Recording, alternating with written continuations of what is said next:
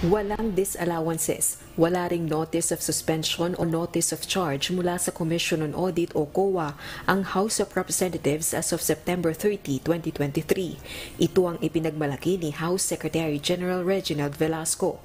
Ayon sa COA, ang disallowance ay disapproval sa audit ng isang transaksyon.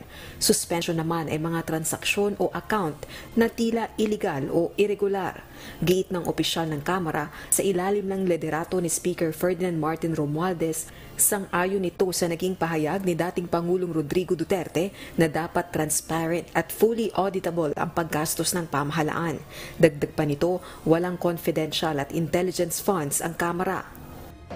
Sumasailalim din sa regular accounting at auditing rules ang lahat ng line items sa budget ng House of Representatives ayon pa sa House official. Binigyang diin din ni Velasco na laging bukas ang libro ng Kamara sa Commission on Audit.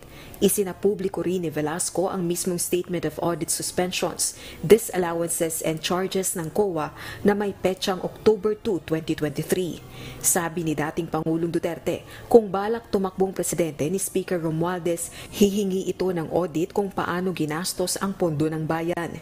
Ito ang unang pagkakataon na nagsalita ito kaugnay ng House leadership simula nang maupo sa pwesto ang administrasyon ni Pangulong Ferdinand Bongbong Marcos Jr. Rosa Licoz, UNTV News and Rescue. Diyos ang aming sandigan, serbisyo publiko ang aming pinahahalagahan.